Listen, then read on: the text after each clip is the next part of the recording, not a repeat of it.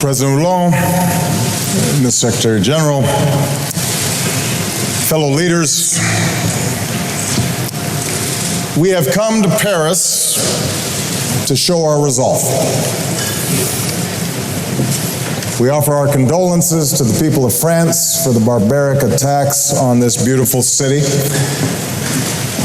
We stand united in solidarity, not only to deliver justice to the terrorist network responsible for those attacks, but to protect our people and uphold the enduring values that keep us strong and keep us free. And we salute the people of Paris for insisting this crucial conference go on. An act of defiance that proves nothing will deter us from building the future we want for our children. What greater rejection of those who would tear down our world than marshaling our best efforts to save it? Nearly 200 nations have assembled here this week. A declaration that for all the challenges we face, the growing threat of climate change could define the contours of this century more dramatically than any other. And what should give us hope that this is a turning point, that this is the moment we finally determined we would save our planet, is the fact that our nations share a sense of urgency about this challenge and a growing realization that it is within our power to do something about it. Our understanding of the ways human beings disrupt the climate advances by the day. 14 of the 15 warmest years on record have occurred since the year 2000. And 2015 is on pace to be the warmest year of all. No nation, large or small, wealthy or poor, is immune to what this means. This summer, I saw the effects of climate change firsthand in our northernmost state, Alaska, where the sea is already swallowing villages and eroding shorelines, where permafrost thaws and the tundra burns,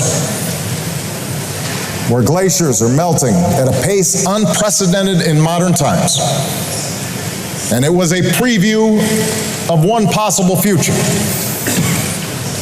A glimpse of our children's fate if the climate keeps changing faster than our efforts to address it. Submerged countries, abandoned cities, fields that no longer grow, political disruptions that trigger new conflict, and even more floods of desperate peoples seeking the sanctuary of nations not their own. That future is not one of strong economies, nor is it one where fragile states can find their footing. That future is one that we have the power to change. Right here, right now. But only if we rise to this moment. As one of America's governors has said, we are the first generation to feel the impact of climate change and the last generation that can do something about it.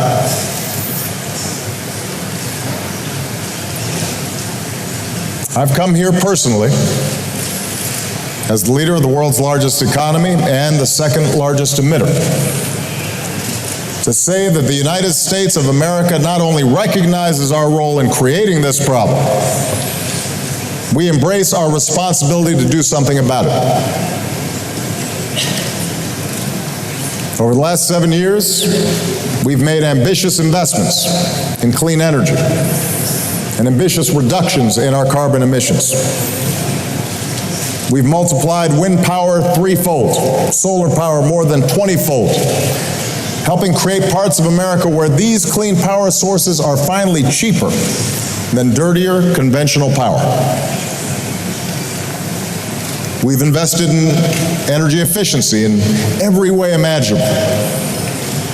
We've said no to infrastructure that would pull high-carbon fossil fuels from the ground.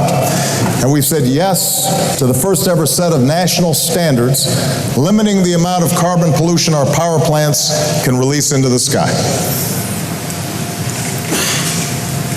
The advances we've made have helped drive our economic output to all-time highs and drive our carbon pollution to its lowest levels in nearly 2 decades. But the good news is this is not an American trend alone. Last year, the global economy grew while global carbon emissions from burning fossil fuels stayed flat. And what this means can't be overstated. We have broken the old arguments for inaction. We've proved that strong economic growth and a safer environment no longer have to conflict with one another. They can work in concert with one another. And that should give us hope.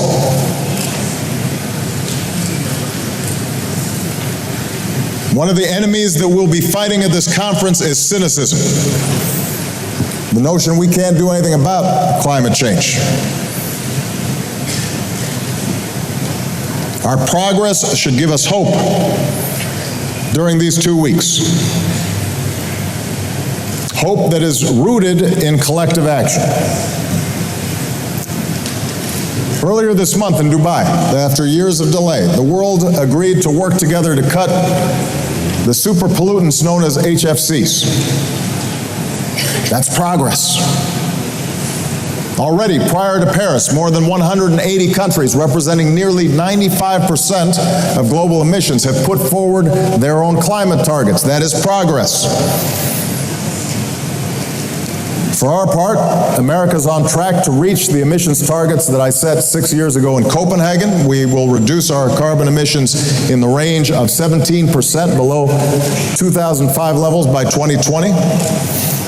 And that's why last year I set a new target. America will reduce our emissions 26 to 28% below 2005 levels within 10 years from now.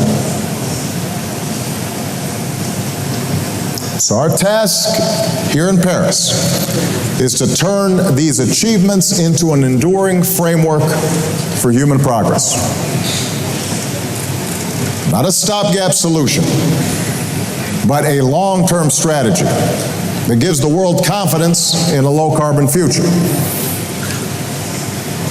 Here in Paris, let's secure an agreement that builds in ambition, where progress paves the way for regularly updated targets. Targets that are not set for each of us, but by each of us, taking into account the differences that each nation is facing. Here in Paris, let's agree to a strong system of transparency that gives each of us the confidence that all of us are meeting our commitments. And let's make sure that the countries who don't yet have the full capacity to report on their targets receive the support that they need. Here in Paris, let's reaffirm our commitment that resources will be there for countries willing to do their part to skip the dirty phase of development. And I recognize this will not be easy. It will take a commitment to innovation and the capital to continue driving down the cost of clean energy.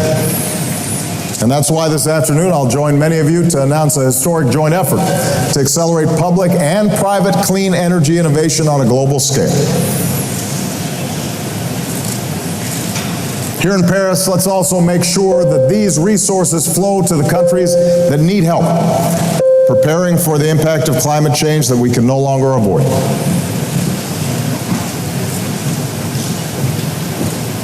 We know the truth that many nations have contributed little to climate change, but will be the first to feel its most destructive effects. For some, particularly island nations whose leaders I will meet with tomorrow, climate change is a threat to their very existence. And that's why today, in concert with other nations, America confirms our strong and ongoing commitment to the Least Developed Countries Fund. And tomorrow we'll pledge new contributions to risk insurance initiatives that help vulnerable populations rebuild stronger after climate-related disasters. And finally, here in Paris, let's show businesses and investors that the global economy is on a firm path towards a low-carbon future. If we put the right rules and incentives in place, we'll unleash the creative power of our best scientists and engineers and entrepreneurs to deploy clean energy technologies and the new jobs and new opportunities that they create all around the world. There are hundreds of billions of dollars ready to deploy to countries around the world if they get the signal that we mean business this time. Let's send that signal. That's what we seek in these next 2 weeks. Not simply an agreement to roll back the pollution we put into our skies, but an agreement that helps us lift people from poverty without condemning the next generation to a planet that's beyond its capacity to repair. Here in Paris, we can show the world what is possible when we come together, united in common effort and by a common purpose. And let there be no doubt, the next generation is watching what we do. Just over a week ago, I was in Malaysia, where I held a town hall with young people. And the first question I received was from a young Indonesian woman.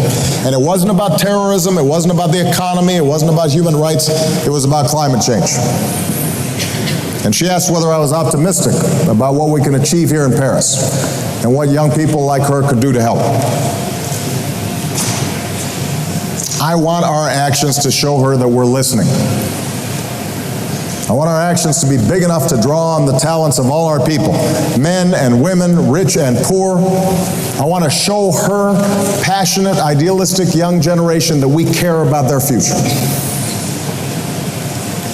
For I believe, in the words of Dr. Martin Luther King Jr., that there is such a thing as being too late. And when it comes to climate change, that hour is almost upon us. But if we act here, if we act now, if we place our own short-term interests behind the air that our young people will breathe, and the food that they will eat, and the water that they will drink, and the hopes and dreams that sustain their lives, then we won't be too late for them.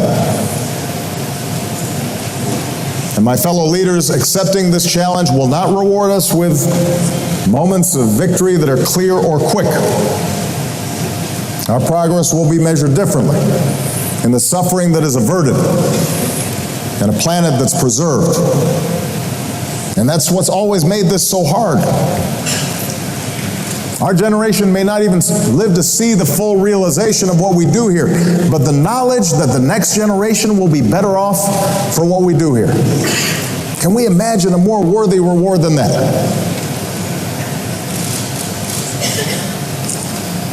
Passing that on to our children and our grandchildren, so that when they look back and they see what we did here in Paris, they can take pride in our achievement. Let that be the common purpose here in Paris. A world that is worthy of our children, a world that is marked not by conflict, but by cooperation, and not by human suffering, but by human progress. A world that's safer and more prosperous and more secure and more free than the one that we inherited. Let's get to work. Thank you very much.